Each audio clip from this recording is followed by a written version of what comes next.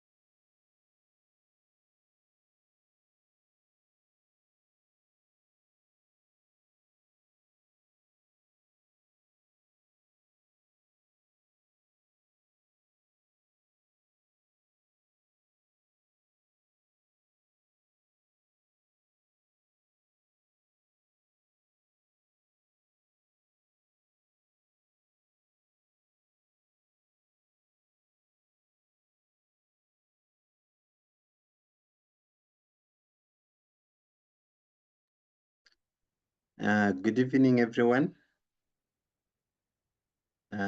Welcome to this webinar.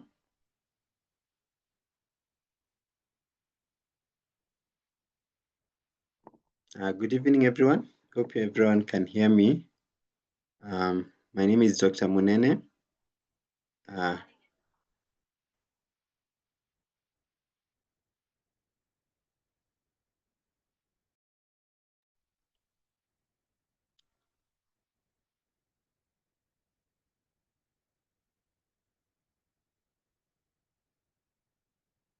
Hello, good evening, everyone. Welcome to this webinar on aging gracefully. As we wait for our presenter to join us, and I would like to take this opportunity to welcome each and every one of you. I know aging is an interesting topic whereby we have different ideas and different thoughts on what aging is for us. For me, how I think of aging, it's an increase in levels of wisdom. It's about the mindset. It's about the lifestyle, and it's about how you live your life.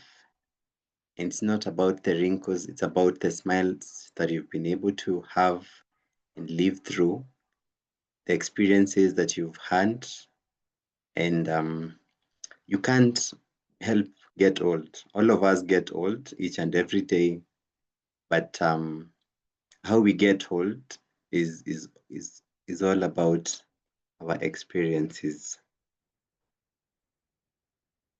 So just welcome. Just give us a few minutes as we prepare and welcome the presenter.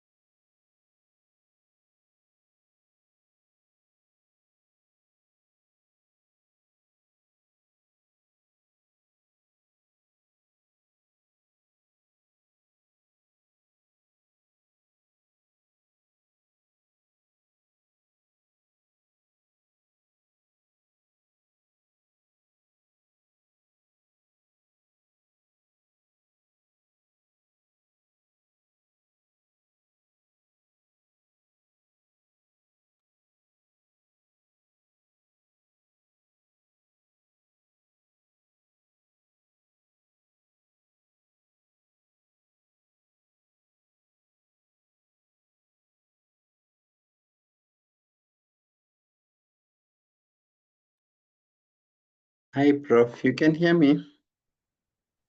Yes, I can hear you. Good evening, Dr. Munene. Hi, Ida. Good evening, everyone. Good evening.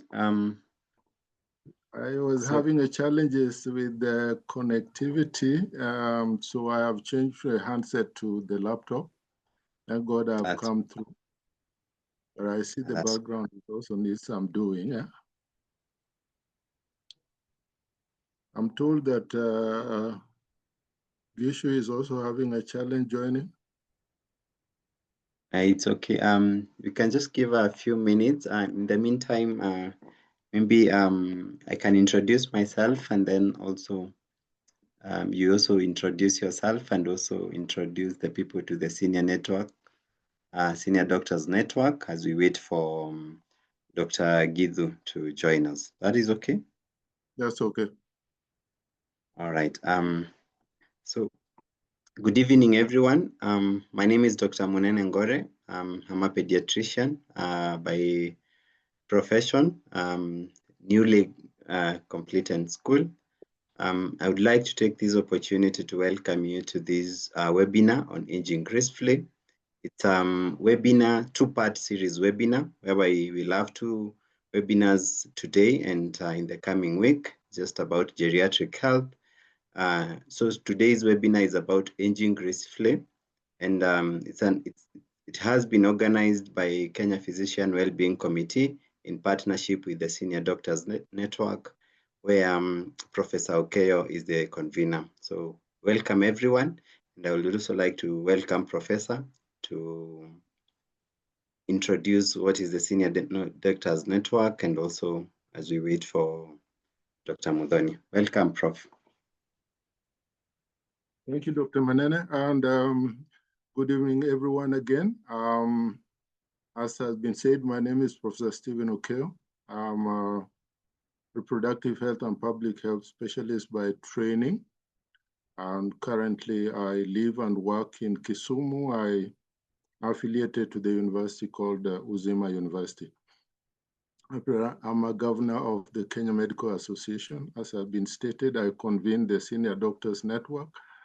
I kind of like to draw a parallel in what is called end-to-end encryption. So with IT, it is about safety in transitioning of information. And I see doctors as providing end-to-end encryption for life, safeguarding life at the beginning when we look after mothers who are giving birth, but also we are there in managing problems that arise during old age. And many times we do not appreciate that just like the population is aging, the health professionals are aging as well, parallel to the general population as such. And many times we take it that doctors will take care of themselves while government programs are focusing on the general population as a social good. We did realize that older doctors do also have problems as they transition in that demographic group, both at a professional level, at a social level, and a personal level. And so as the umbrella body looking for all doctors in the country, we thought that we could do a program for senior and older doctors transitioning in their professional practice. So that is the genesis of the Senior Doctors Network. And as the key speaker will tell you, Dr. Mudheno Gishu, we have participated in developing the national policy on older persons and aging. And so there are key elements in programs for older persons. One of them is what is the WHO calls the active aging. And when we engage in active aging, we are able to make that demographic period less stressful, less painful, and more enjoyable as we talk about the golden age. So in brief, that is what it is about the genesis and the activities that are proposed for the Senior Doctors Network. Thank you.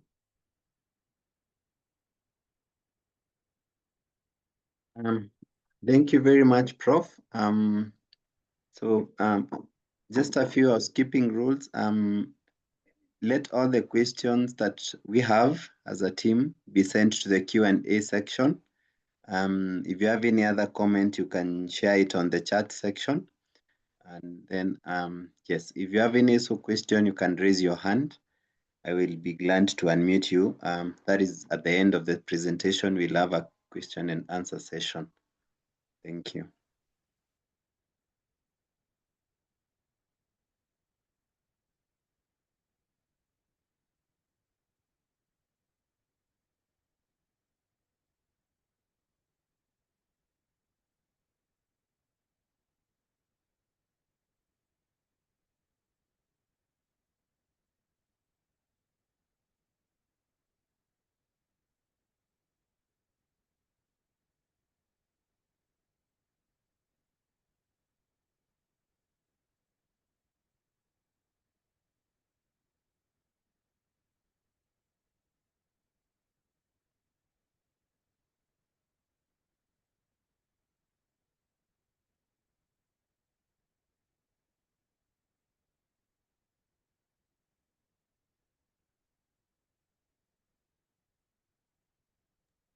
So, Prof, as we wait for Doc to join, maybe you can share your insights on what you think about what is aging gracefully.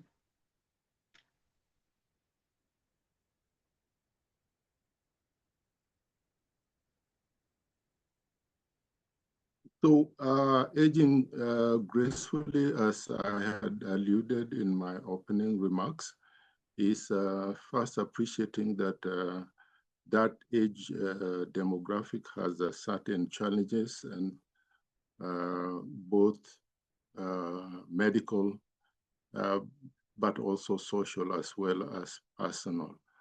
And so aging gracefully is essentially recognizing those challenges and problems and putting in place interventions that prevent or mitigate the adverse effects, so to say. These problems are well captured in the Kenya Constitution, which has also been developed into a national policy.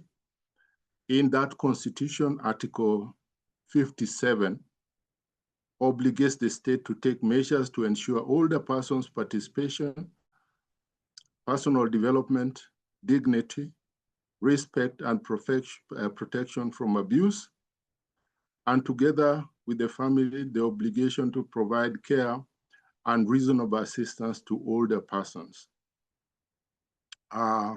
So in that article, you can clearly see the intention to prevent and to mitigate, thus securing that graceful aging. Now, this policy document it is a 2014 document, and it should have been reviewed severally. As you all know, the implementation of any policy relies on adequate allocation of resources. And that has to go through Parliament. Now, the last time I checked, that step of parliamentary approval was the sticking point.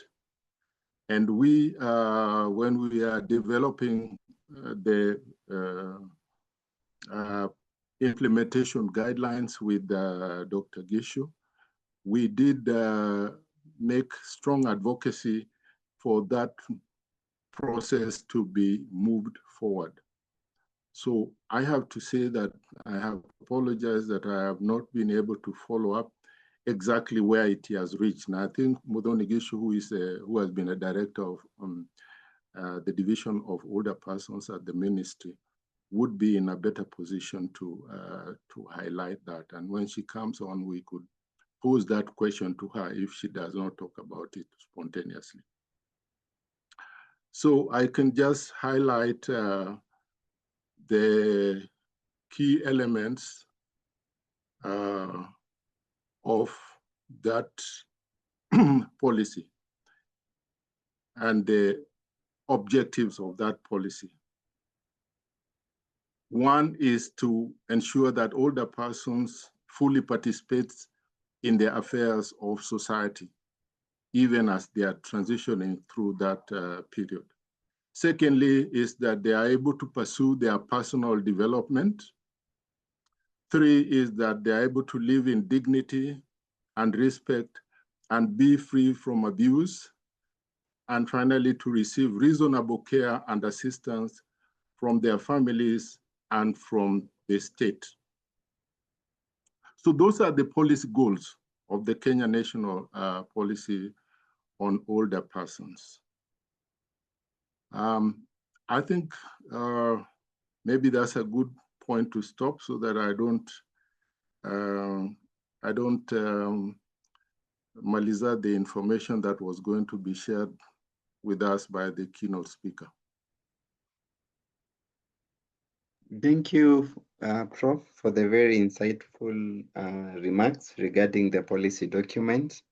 But just maybe a follow-up question. So how do you think we would balance the independence that we have, especially for the young people, and even as we try to develop and grow with the support that we will need in our later years? So what they say is preparation is everything. Old age will come, just like they say. What is it that they say that? What is it that you must face? One of them is taxes. Yeah? The other one, of course, is aging and dying. And so it's good to be prepared.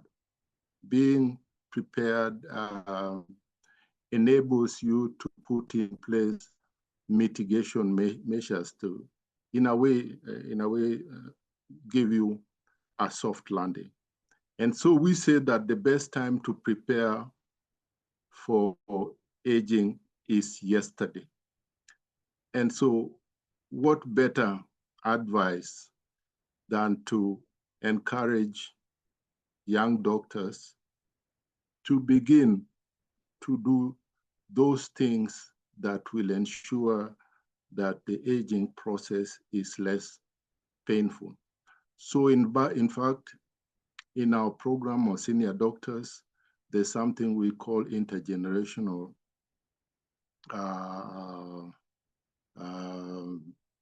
intergenerational relationships or solidarity. And so we want anything that we do in the name of aging gracefully, that we enjoin junior doctors or doctors who are not yet classified as old. So it is an association-wide intervention that we are proposing. And in the coming few weeks, we will be rolling this out. This is not only based on what I think, but we did actually do a baseline survey at the beginning of the thought process. And we clearly highlighted participants who responded, clearly highlighted the priority areas. And certainly one of those was that intergenerational solidarity. Secondly is active aging. Thirdly is being able to manage finances. And so next to that is being able to maintain professional skills and competencies through continuing professional education, what is called lifelong learning. And so there is evidence basis apart from what I might think personally from my experience. There is solid evidence for us to act in a proactive manner.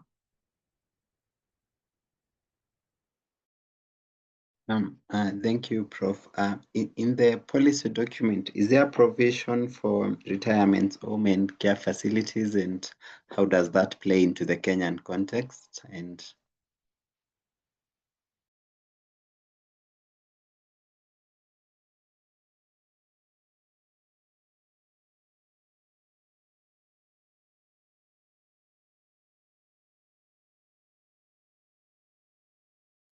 hi, Prof. You can hear me?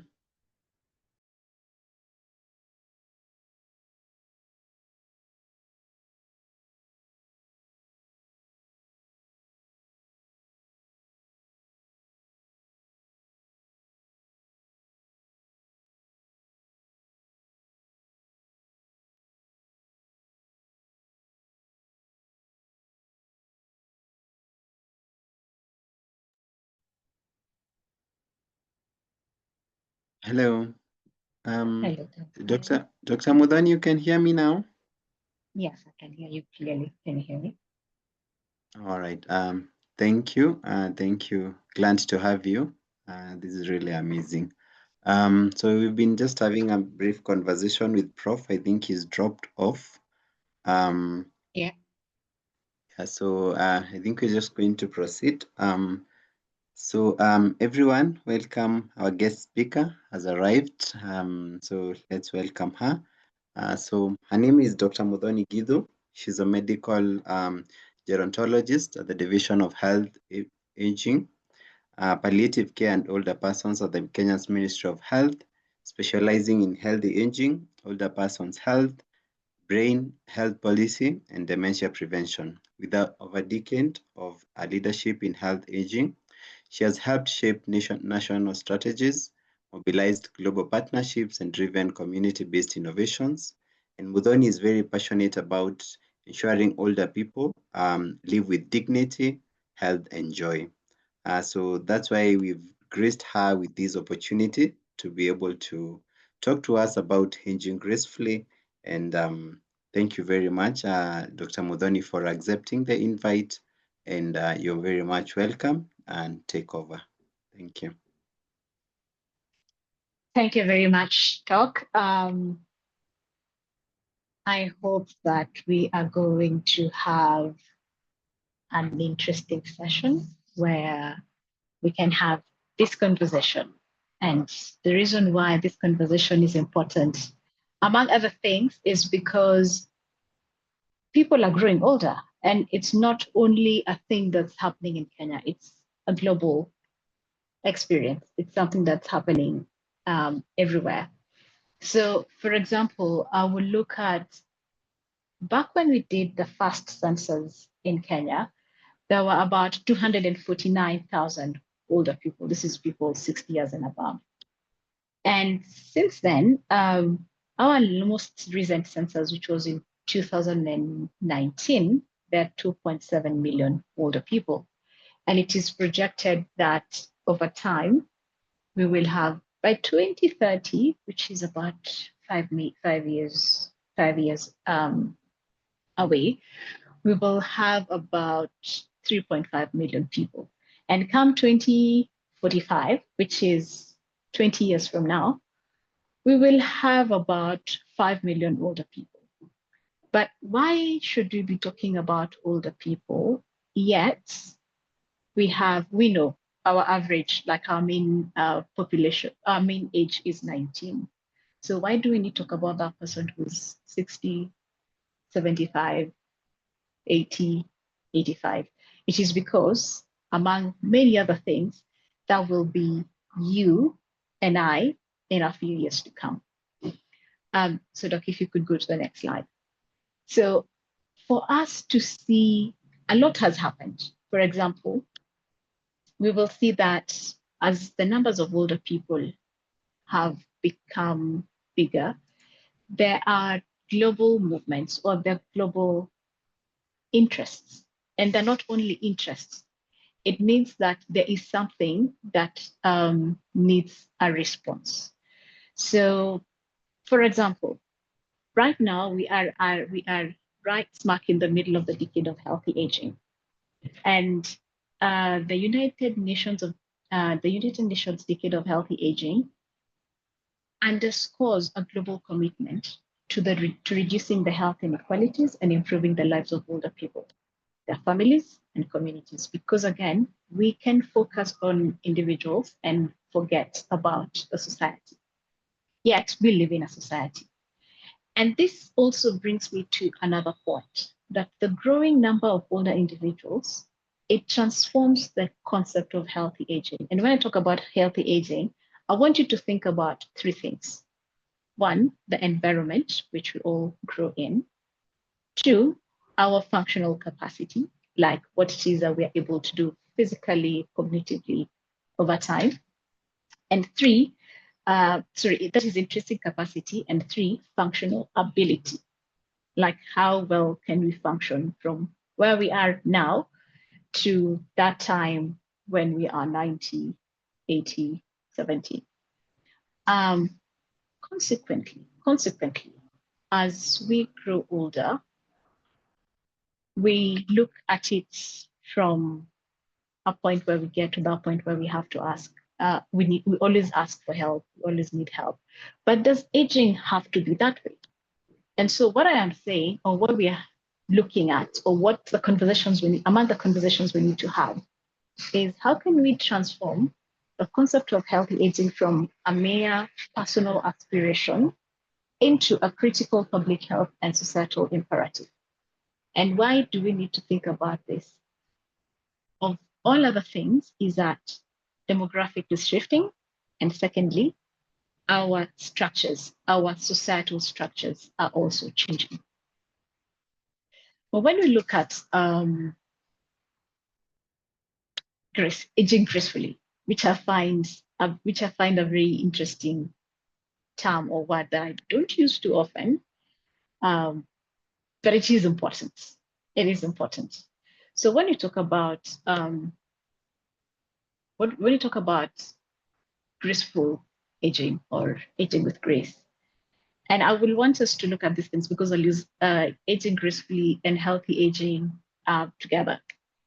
So looking at the transformation of healthy aging, we can go to the next slide. We move, like we said, we move from a personal aspiration. What are my goals as an individual as I grow older? What is my legacy? To a societal point of view where there is a shift in demographics. And so what are we going to do about this? The systems get to recognize that actually something is happening and we need to address it. But how do we respond? Most of the times, or currently as is, we have a reactive system that only responds to when we have a challenge or a problem or a chronic condition to address. But how can we transform this where we get to a point where older persons are active, they're valued, and they contribute to our societies? So we look at the essence of like graceful aging. And we can go to the next slide. So think about it. How do we embrace the fact that we're growing older? Or do we want to, that conversation when you're probably running your duty, like just going about your day, and then somebody says to you, you're old, or wewe ni mzee. And then what do we say? Mzee ni wewe. How can we take that and embrace it in such a way that, yep, we understand that this is an ongoing process. And as long as we live in this life, maybe I would say two things will happen. We'll either live to a ripe old age, or we will exit this life before we grow old. So as we grow older, what is it that we carry along, or how do we adapt to the system or to the aging process? Then that means that we need to be resilient.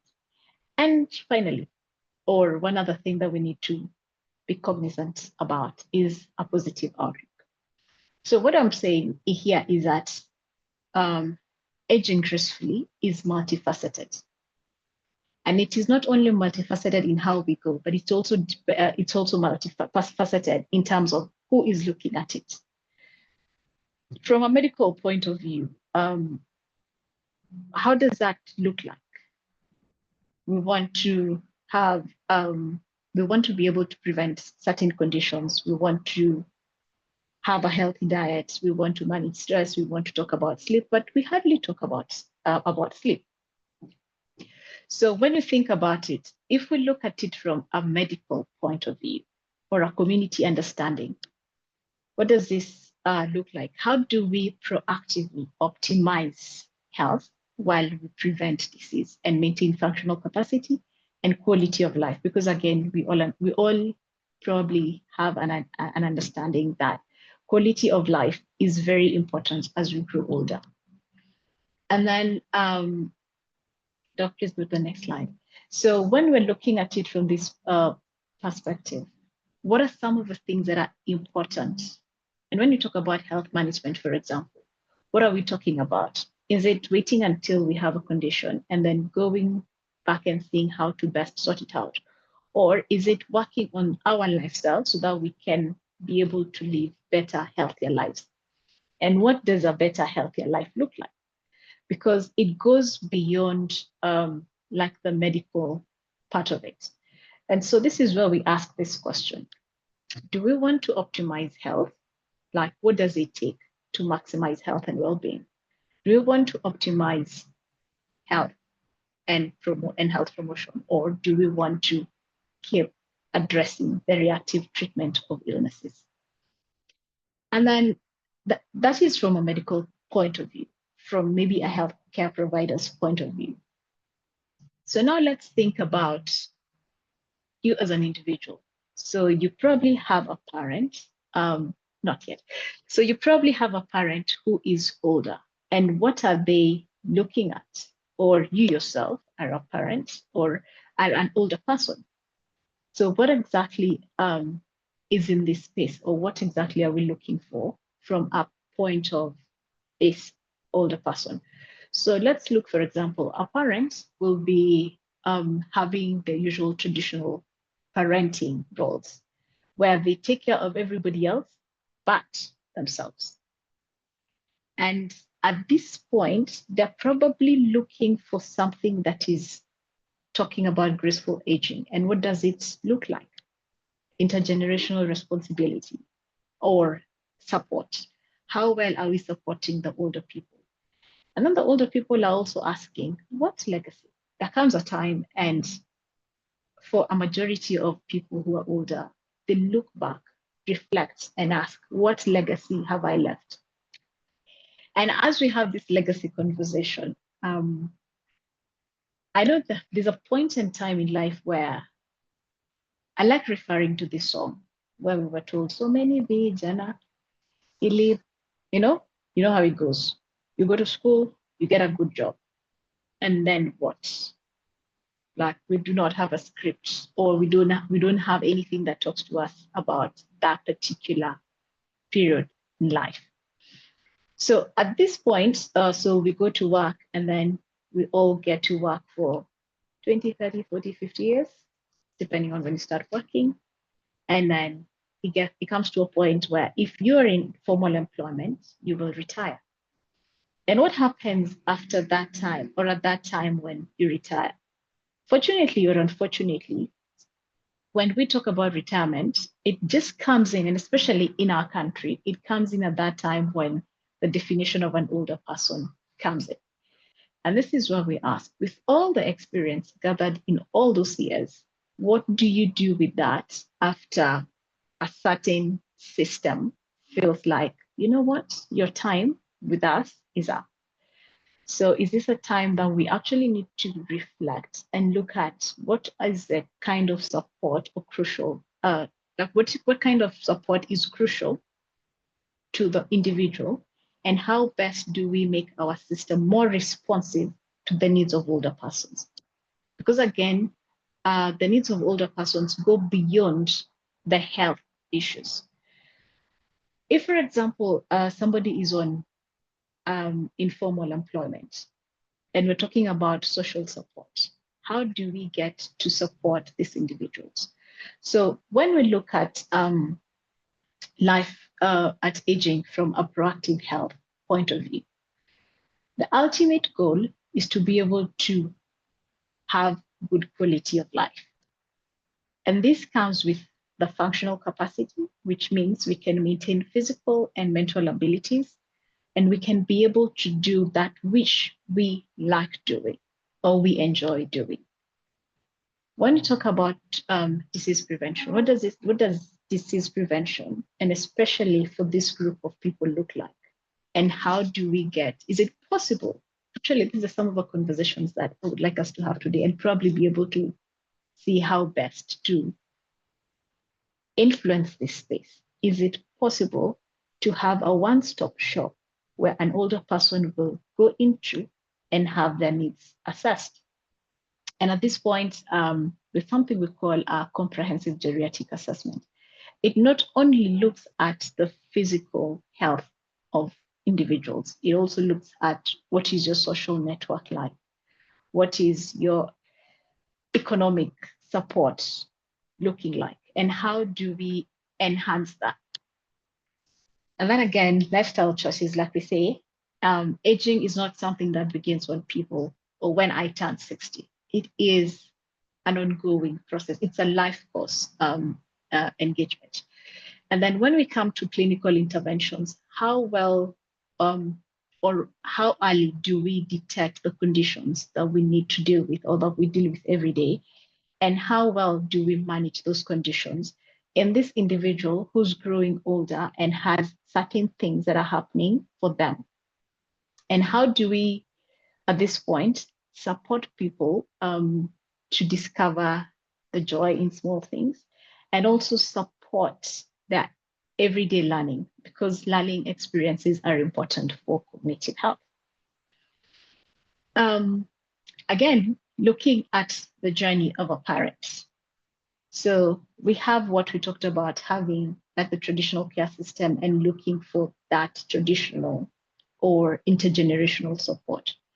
The older persons themselves, or the older person themselves, need or sometimes feel the need to model what healthy aging looks like. Healthy aging looks like. And this is also, I'll give an example. For those of us who go to church and we find ourselves in certain church or societal groups. So you can imagine walking in the morning and finding somebody, like maybe an older lady or an older gentleman who's taking a walk in the morning or a run in the morning. And what usually happens in such a space when people do not like embrace the health, the aspect or the concept of healthy aging? Chances are this person will be told, "Why are you running? Like that is not allowed in our, in our social space. Like it is not the healthy. It is not the best thing to do. Like you're embarrassing us." But when we are able to embrace aging, actually we're able to see the importance and the necessity of, one, keeping active. It is good for physical health. It is good for the brain. It is good for good sleep. And also it provides an opportunity for social interaction. And social interaction is very crucial when it comes to growing older. Then again, over time, as we grow older, we do not have too many opportunities to actually grow our social networks. And one of the things that I really enjoy or admire about being Kenyan is we have chamas. And sometimes we may not really see the importance of chamas. But what do chamas do? Chamas foster bonding, they foster growth of a social network. And in this same social network, we can at some point be able to integrate intergenerational conversations or intergenerational interactions. And what does this mean? That the older people are able to share wisdom, and that means they they maintain their active lifestyles, and they're actively involved in decisions that are not only made at home, but also in the community, and are able to shape and impact the society. So that means that older people end up or have the opportunity to feel valued because they have the opportunity to contribute not only to the society, but also to they are resourceful, they offer wisdom, they offer experience. And then there's that continued support, there's that continued participation in the community. And this can actually help reshape societal attitudes towards aging and ageism, which again reinforces the importance of older adults to remain valuable contributors. And that not only strengthens the family bonds, but also potentially mitigates the care gap. And then from an individual point of view, and this is where I would like to have all of us think about, what does it look like for you as an individual when you're growing older? Do you want to embrace aging with positivity? Do you want to enjoy your hobbies? And one of the things that I find interesting is that when people are probably younger, they have the time, they have the energy, but they probably don't have resources to do whatever it is that they will say they enjoy. But as people grow older, they might have lots of time or fair amount of time, fairly good resources, and probably not the energy. My question is, what is your perspective as an individual when it comes to aging? And why do I come back to the individual? Because an individual's experience, perception has an impact on the society that we all live in. So are we going to embrace the aging process with the acceptance, resilience, and a positive mindset? And how do we balance this with societal expectations or experiences of ageism? Like, I'll give an example. When you look at job advertisements, you will find that for a fairly good number of them, they give a certain age group of people that they're not looking at. And at this point, I would like us to actually look at how it is that we influence or hire people that work with us. Like if you're the people or talent management person, how do you look at hiring? Do you say that we're only going to hire people from 30 or from 25 to 40 marks in our position? And I understand it is important that we're able to have as many people as possible employed. But then again, what do we do to the older people? Now, I'm actually asking this question to all of us. By the time we are all 60, and it's going to be at different times, how much experience will you have? What would you like to do with that experience at that particular time and point? And how else can we make the process of aging easier? So so from an individual perspective on graceful aging, it is important, or one of the highlights that is quite profound is looking at shifting from seeking external validation to cultivating an internal contentment and self-efficacy. And what does this look like? It is about fostering a proactive mindset. I know I will have talked about proactive mindsets and embracing change by the time we're done, for maybe it's probably one of the words that you will hear mostly in this conversation. And then how do we prioritize personal well-being? How do we define success in one's own terms? Because there is a danger of succumbing, where we succumb to what society pressures or ageist expectations that come with decline. Who said that at 70 you cannot run your first marathon? Or who said that it is not possible to actually support that older person who is probably your loved one to be their best self at any time? So the internal resilience is one of aspect that acts as a powerful buffer against age-related challenges. But then again, that is something that is grown and nurtured over time. And then we will probably ask, so why do we even need to talk about graceful aging? So what's the good thing about aging gracefully?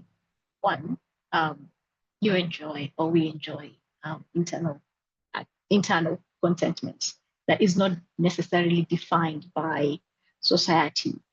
And it could be, it may sound like success at my own terms, but what does success look like to you?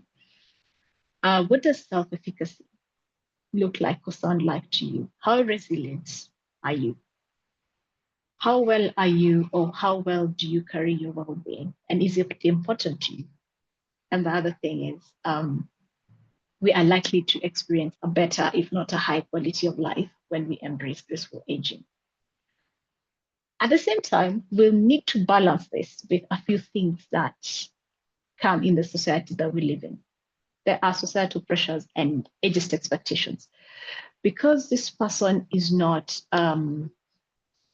25, they will not be.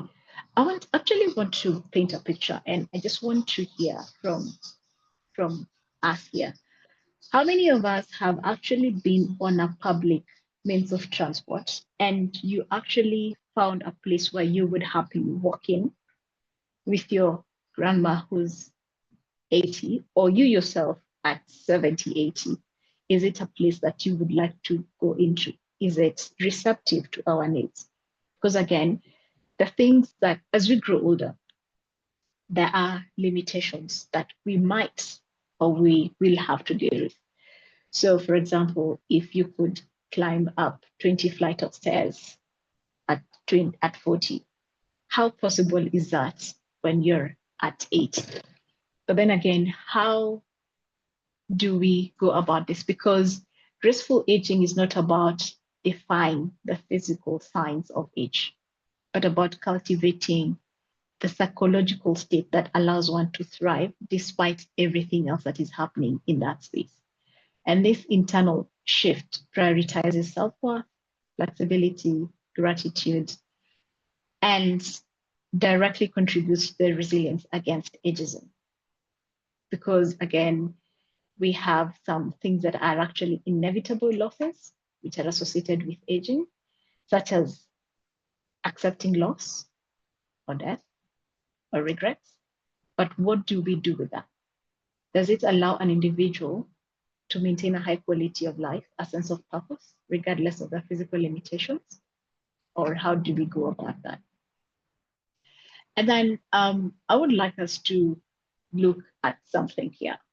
So when we talk about pillars of healthy aging, what are some of the things that actually are important? Or what are some of the things that really contribute into this space? So when we talk about proactive health management through screening, vaccination, forming healthy habits as a cornerstone to healthy aging, this is important because it helps enable individuals to maintain vitality and independence. The good thing is, in our country, we have a very close social network within families. But over time, we are seeing a disintegration of the social or family fabric. And what does that mean? That very soon, I am sure that some of us here who will tell our children or who will prefer to be in an institution of older persons. But how well developed is our long-term care? That is another question that I am putting out to all of us here. So when you talk about pillars of healthy aging, it is very important, like at the very top of it, that we are able to build trust with the older persons. Like when older persons build trust with the healthcare provider, it becomes easier for them to go in and seek the care that they need. And then when we look at, I like talking about healthy aging from a life course approach, and sometimes I like drawing certain examples. So when a child is born, or let me start from when a brother is pregnant, they will go to a clinic and they will get a book that shows how it is that they go to the clinic, what is expected of them, what is the weight, how much weight do they gain, what are the danger signs to look for. And yes, I totally understand. With um, with this is like a 9-month journey, but again, we need to we still put in the work and the effort to see that the pregnancy gets to term and a baby is delivered. When this baby is born, we will look at how is their development, how is their growth, what is the height, what is the weight. And this is something that we actually document. But then again, when we cross to this other side, for the older persons, what is there for them? Like, what is it that we need to look at? What is it that we need to document? What is it that we need to implement? I will give an example. When we get to, let's say, up until right now, we have programs for children under 5, children between 6 and 10, 12. And then when they get to adolescence, we still have programs that's working on that cohort of people. But somewhere after the age of 19 or 24, depending on the category of adolescence you use, we get lost, like men and women of after the DHS of reproductive age. So mostly when people are from maybe 20 to 59, they just get lost somewhere. Life happens, and in that process, we pick lifestyle habits that then again we carry into older age. So if we're going to build the kind of system that responds to these needs, what exactly are we looking at? What do we want to screen for? How do we get to, so do we just want to screen for disease, or do we want to assess the risk for a future medical problem? And in that process, encourage a healthy lifestyle. Again, we talk about the other pillar that we talk about is promoting healthy habits and behavior. And the reason why we do all this, why we build trust, we implement preventive measures, we promote healthy habits and behaviors, and evaluate the future health problem for risk, is so that we can be able to have a way in which we can have an early detection of medical issues. So when we talk about screening, what are we talking about? And especially for this group of people, there could be very, very many things that we might talk about. We talk about the chronic conditions, the hypertension, the diabetes, and all that. But then there are other things that are quite important, like how often do we get an eye exam? How often do we do a hearing test? Or do we even get one? How often do we have something like a sit and stand test just to see how is the body skeletal system functioning? How often do we do a cognitive assessment?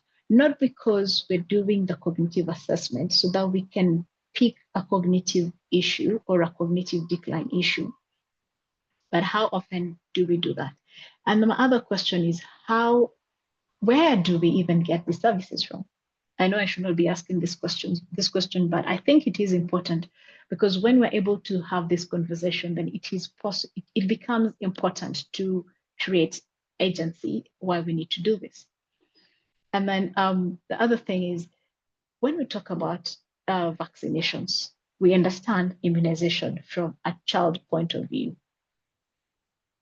And one thing that we acknowledge is, just before you go there, one of the things that we acknowledge is that immunizations are a critical component of preventive care.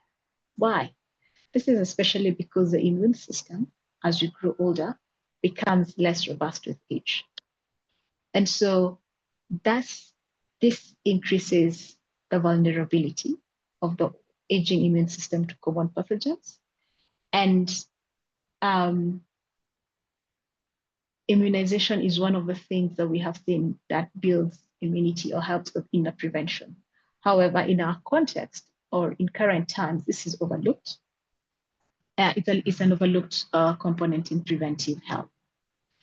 So what does this mean? That once we do not have, or one of us are not able to handle or manage or be able to do the immunization, then it means that we significantly, okay, if we could have immunization or vaccination, that means that we have the potential, or this is a very good strategy to significantly reduce some of the very severe comorbidities or morbidities, hospitalization, mortality. And that means that when older people get to use more health services, that again, we get to reduce the burden of the healthcare system. And you're probably asking or wondering, why am I not talking about some of the vaccinations that are recommended for this age group? A flu shot, which is important for older adults on an annual basis. We also know about the RSV, the respiratory syncytial virus vaccine, and especially for people above the age of 75, because in older people, RSV is like the number one cause of pneumonia and inflammation of the airways. I know, again, we also need to have shingles vaccine or the herpes zoster vaccine, which is recommended for older adults. And this is because we know that shingles can cause severe blistering, rash, and long-term nerve pain, which now again becomes something else that we need to manage. A pneumococcal vaccine is important in this age group, again, protecting against bacteria that causes ear issues or pneumonia itself. But when we look at, so we have done the screening, we have done the immunization, and then we talk about healthy habits. And I know we talked about healthy habits before.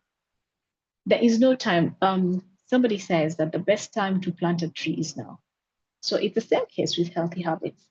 And as much as we have gone through life and picked a couple of things along the way, that does not mean that healthy habits cannot be picked along the way. And when you talk about graceful aging or successful aging, it is a holistic approach and the cumulative outcome of long life self-stewardship. And it is not about quick fixes, but it's about getting something that can be sustained as a commitment to practices that build resilience and mitigate age-related decline by demonstrating like a long-term payoff of daily choices. So these are small things that we do every day that have a long-term outcome or impact. And we talk about these healthy habits every day or quite often. What is your diet and nutrition like? What is your physical activity levels? Like we are, it is recommended that we have 150 minutes of physical activity every week. That is probably 30 minutes of a daily walk every day.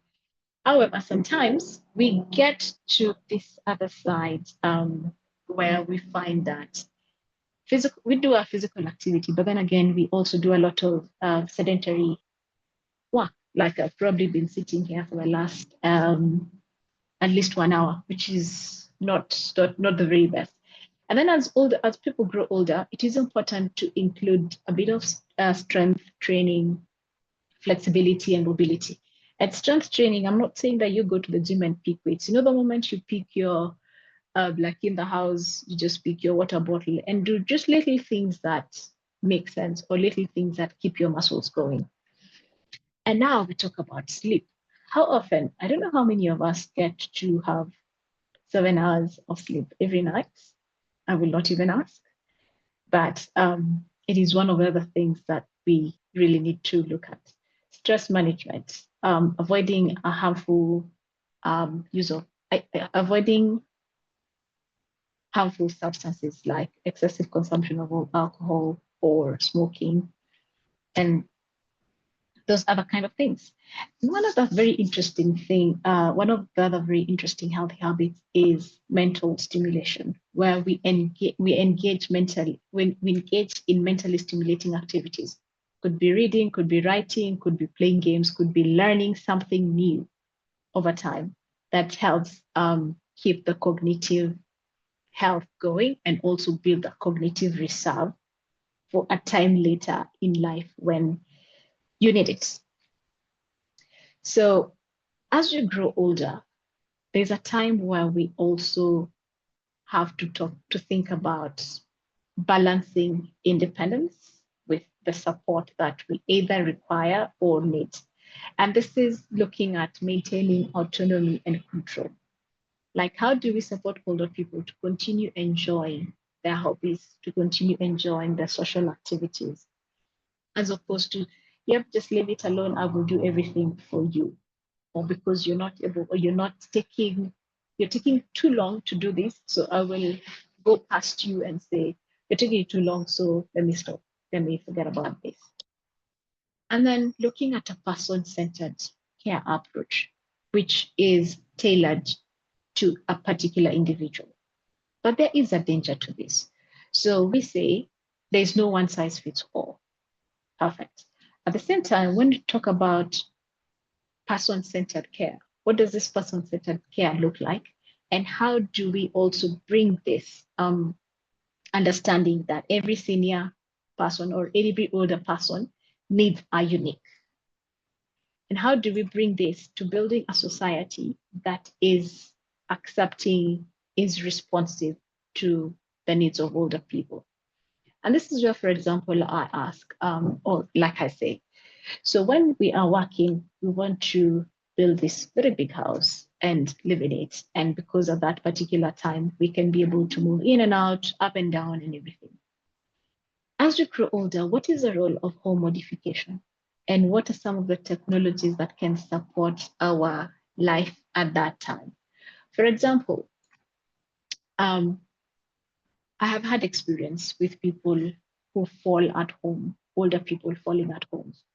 They do not have anybody to call, or at that particular time when they fall, for whatever reason they fall, uh, they are not able to reach out for help. How can we bring in technology in this space to be able to support them? And then how do we foster dignity as we're doing all this? So we want to support older people, but how do we bring in dignity? How do we acknowledge that an individual has a right to make a choice that involves some level of maybe danger? And also, we also understand that restricting autonomy can lead to frustrations, loss of identity, and even cognitive decline. And especially when we're talking or when we are handling or dealing with older people. How do we allow older people dignity? How do we allow them autonomy and also support them? And then there is one very interesting aspect that I like to talk about, the power of connection. So what does the power of connection look like? How is the community support? How is the faith support? How are the social bonds? And what is it that we can do about this? How do we support older people? And how do we encourage them or encourage people? Because one thing that we have seen is that social support and faith conversations or engagements provide a buffer against psychological stress. And at this point, where for people with a strong social and spiritual bond, it actually directly counteracts the negative effects of social isolation and loneliness, which is a very big thing right now. And social isolation and loneliness significantly increase as risk factors for cognitive decline and mortality. And one thing that we are seeing is that the rates of cognitive decline are actually growing, not only in the West, but also in our country. How do we manage, or what is the importance of social engagement when it comes to combating social isolation? And do we need to be intentional about this, about growing those social networks? Sometimes when we look, for example, as people age, changes like hearing and vision loss, or even memory loss, and sometimes disability and loss of family and friends, make maintaining social connections difficult. And making friends at that time is not the easiest thing, but how do we support this? Is this a time where we get to have community improve or increase community participation and also be intentional about having support groups? And it has been shown that support groups actually come in very handy when it comes to having a place or a way of lowering the blood pressure, improving the immune function, and also reducing the risk of chronic conditions. But now I will ask a question. I want us to imagine what are some of the issues that are impacting our older people in Kenya? And this is what I would like you to imagine. So you have a bucket of water, right? And this bucket of water is spilling from many different places. And why is it spilling from those many different places? So one, we don't have like a place where we can go to and say that as an older person, I have come into this service and I would like to receive a number of services. While I am at this, first, the traditional way we looked at older persons is slowly disintegrating. So we have that leak that we probably need to fix. And then we have a demographic shift where we are not prepared, we are underprepared for our aging population. And then we will look at the financial constraints, like poverty limits access to services. The poor infrastructure that we have is also limiting our access to care. And then limited awareness, like we don't know what it is that is available for us as older people. And then the services that we have are inefficient.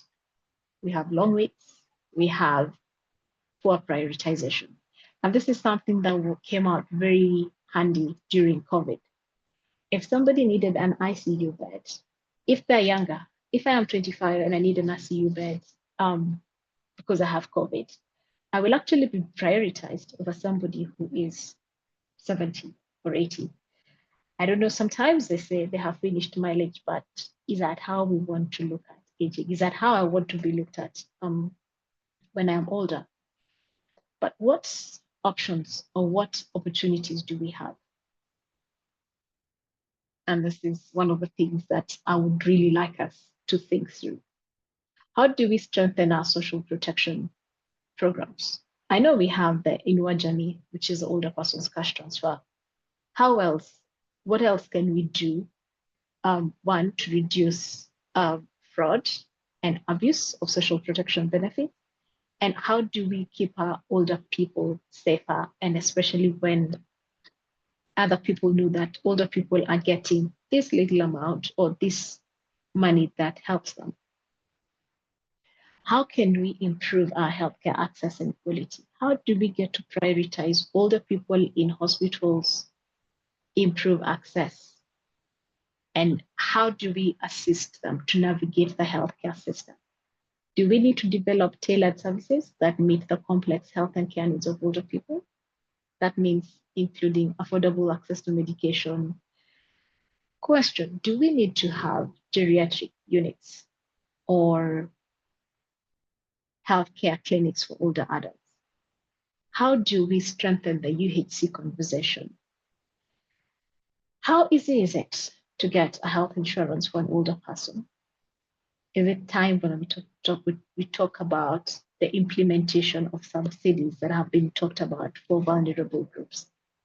And what do we do about training our healthcare providers on respectful care, particularly for people who are older, and also responsive care? And in addition to this, how do we train our caregivers to be able to offer comprehensive caregiving and to ease the burden on informal caregivers? Because most of our caregivers of older people happen to be informal caregivers. What community-based care models, initiatives can we have? Do we want to have older persons' homes, or do we want to have or promote community level connections? And how do we do that? I honestly don't have an answer to that. So when we talk about policy development and implementation, I know Kenya is one of the countries in Africa that has a healthy aging and older persons health strategy. And we're calling on support to implement that that strategy. And then how do we combat ageism? How do we raise awareness, challenge discrimination, especially, not only among healthcare staff, but across board? How do we do that? How do we enhance laws that are harmful against cultural practices like witchcraft, accusation, and violence? In some places in this country, if you have gray hair, you will be said to be a witch. If you have lost your partner and that has impacted you mentally or health or cognitively, you will be again said to be a witch. How do we talk about this? How do we also again educate and enlighten the community about dementia as a medical condition so we're able to reduce labeling, abuse, and neglect?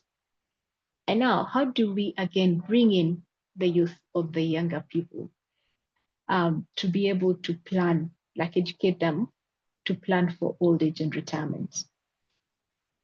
And again, the other thing is how do we collaborate and do research? And do we need dementia care specific solutions? So what are some of the things that we can do today? One, are we in a position to cultivate a positive mindset and embrace aging? Can we prioritize physical activity, adopt a healthy diet, ensure adequate sleep, stay socially connected, keep learning, and be mentally active, manage stress effectively, and be proactive about our health management? We embrace change and adaptability and practice self-care.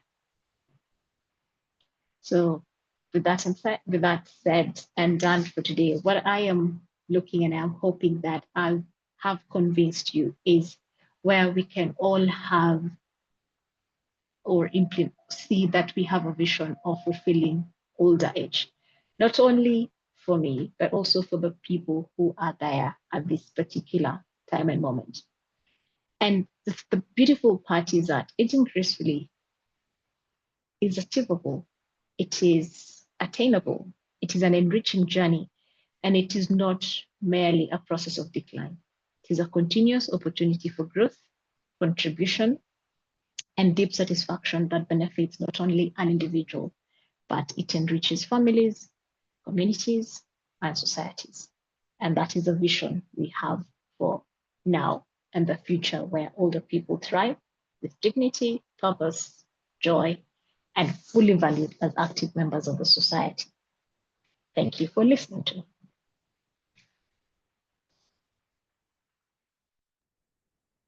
Wow, wow, that's really great. Thank you very much, Dr. Muthoni. I don't know about you all, but I feel a little bit more confident about embracing my future wrinkles and my future aging. And just maybe to say that just to remain curious, to remain useful, and to remain connected are some of my take-home points from this session. And thank you so much, Dr. Muthoni.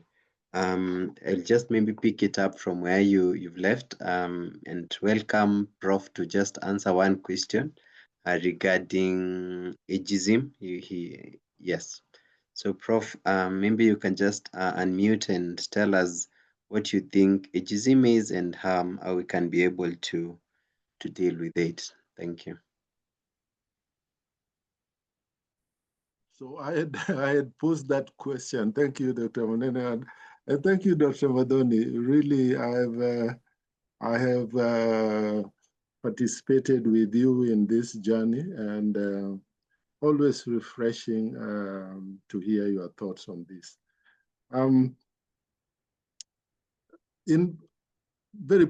Very simply, ageism is a situation where you are singled out on account of your age, and secondly, you are then treated differently. in an adverse manner. And I had actually posed a question there is how many of us have experienced being singled out on account of our age and then being treated differently in an adverse way in terms of what somebody said, the expression somebody did, or the action that somebody did to us or denied us. So that put simply is ageism, and ageism is a problem. Just to add to, with Dr. Modoni's permission, I liked that slide on screening, and I would have added oral and dental screening for oral and dental health, as well as nutrition. But with your permission, Dr. Modoni. Certainly, and maybe if I could add something to what Prof said, ageism can actually be from internal perspective or from other people. So as people grow older, they become ageist and say, I cannot do this because I am old. So there is that part of coming from being self-ageist. And then there is that other part where people will tell you, no, you cannot go dancing because you're old. Oh, Prof, you cannot take that school on the matatu because you're old. But when we're able to actually talk about ageism and create awareness of what growing old looks like or feels like, and also have more voices from older people, it becomes easier to demystify what exactly aging is like. Over to you, Doc. Sure. Um, Thank you very much, Dr. Mudhoni and Prof. Just maybe one more question. This goes to you, Dr. Mudhoni. Penina is asking, how can one prepare to age gracefully, especially among doctors, stroke healthcare providers, based on the nature of their career, which is quite engaging with limited interactions with the rest of the world, and with minimal hobbies based on time? Thank you. That is very interesting. That is a very interesting question. To be very honest, I don't have like an answer that is prescriptive. But one thing that I can say that I have learned from my personal experience is being intentional about about making my human connections a priority. Because I have also come to understand that yes, I will take my work, I will do my work, and I will do everything else. But then if I do not have my tribe, the people that I work with, it means that when that time comes, I will be alone, I will be lonely. So I don't really have an answer to that. I don't really have an answer to that. But being intentional about building social networks is one of the things that I cannot overemphasize about. But then again, there is no one size fits all. And it's a journey. Not only an individual, it's an individual journey, it's a family journey, it's a societal journey.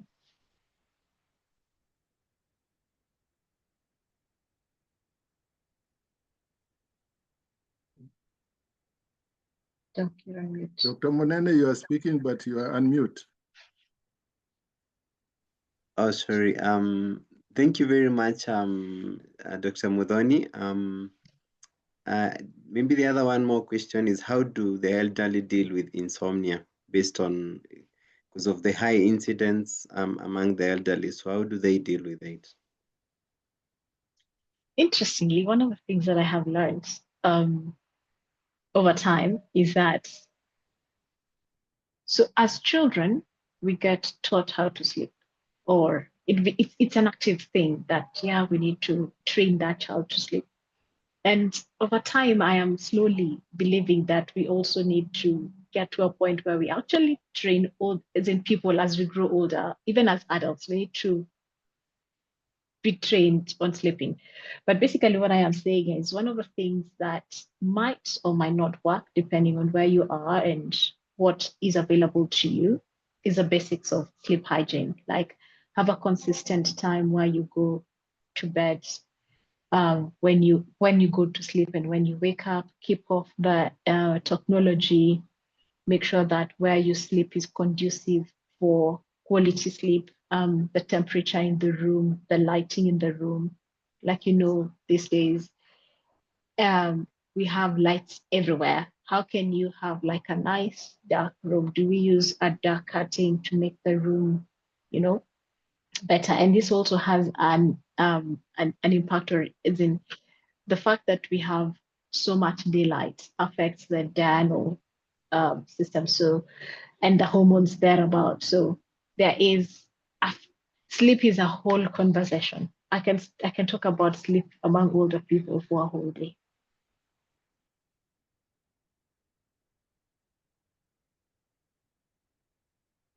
Thank you very much. Before I welcome you and Prof to give your closing remarks, let me welcome our President, Simon. Maybe you can say a few words.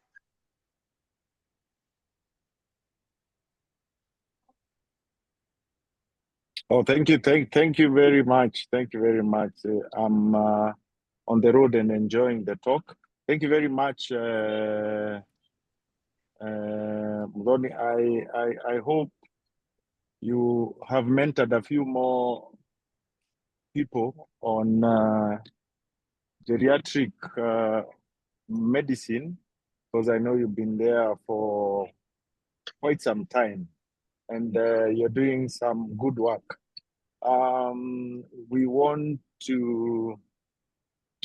We as Kenya Medical Association have concentrated for a long time on the younger generation, and I think we've done quite a good job on that, and we now can see that it is the young Doctors Network who are hosting a talk on the aging.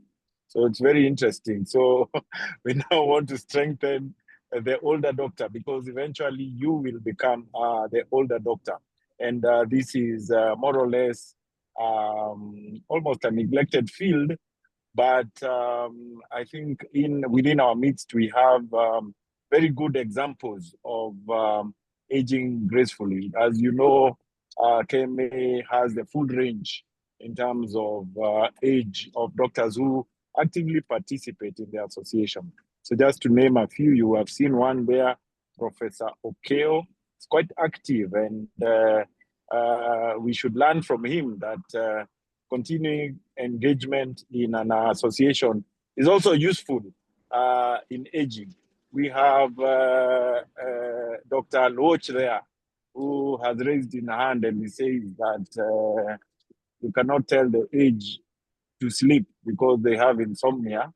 And we have Somba Kivungu and our trustee chair, Professor Onditi, and several other professors who are a good example of the role that professional associations have in also making aging a good thing. I think the association allows interaction between the older, the more senior doctors and the younger ones, and I think that should be the example that we also carry on forward for this. We've seen that also our SACCO and other welfare associations are very useful when people get older.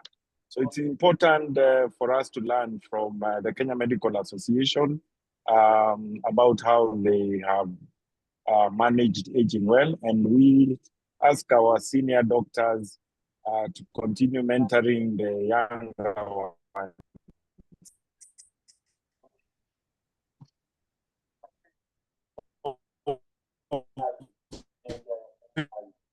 Importance is, I think, in terms of memories that can include writing books. We have several of our senior colleagues who have written books so that they capture the moment, so that we see that what they've learned over the years does not get lost. I think we should also start a museum, a library, and something to keep memory of a lot of what has happened in the past, because people, as they grow, they tend to think they're the first one.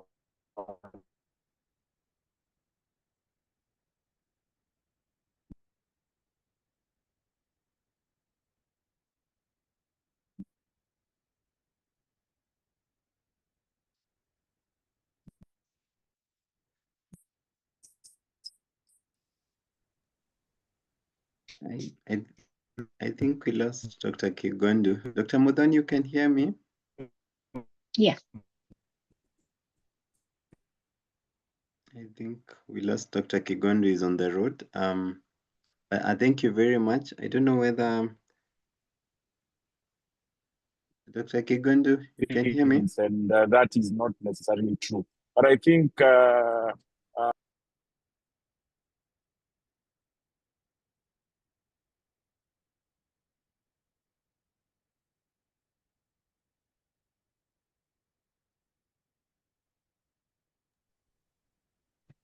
apologies for that. I got lost. Okay, that's good. Continue. All right. Thank you so much, Dr. Kigondu, for the amazing remarks. I will welcome Dr. Muthoni just to give us a few closing remarks with Prof. Thank you. Yeah, so for me, I will go before Prof goes, because after Prof speaks, I cannot speak. So what I would like to say is that we must change the story of the aging, from decline to contribution, from silence to voice, from invisibility to legacy. And this is because aging gracefully is not just about living longer. It is about living better. It is about creating a society where every older person can sit on their porch, not in loneliness, but in love, surrounded by respect and dignity, and connected to life until the final breath. And that's it for me today. Thank you so much, Dr. Muthoni. That is amazing. Prof, can you hear me?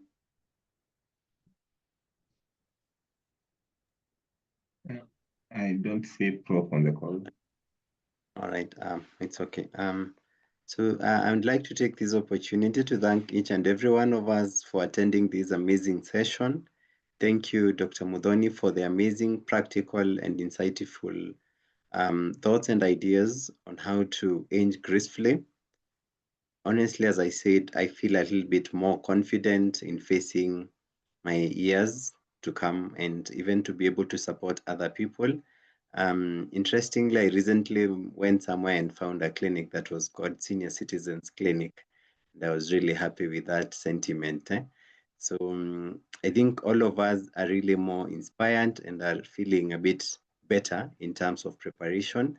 And I can assure you, Dr. Ari, you've recruited more people to advocate for the elderly and also to advocate for a healthy living and also aging gracefully. So thank you so much. This session will be uploaded on YouTube, and we can continue this conversation next week as we continue with the second part of the geriatric series. Also, Dr. Kigondu has shared one of the presentations he has done previously. He has shared a link on the chat regarding the elderly population and aging gracefully. Thank you so much, everyone, for attending. I know there's a lot of questions and a lot of things that have not been answered, but I think we can continue this conversation because of time. Thank you so much, and let's all have our ikigai. Let's all have our purpose that keeps us happy, that keeps us joyful, and that keeps us connected. Otherwise, have a blessing and a beautiful evening. Thank you so much. Thank you for having me. Thank you so much. Everyone can live at their own pleasure.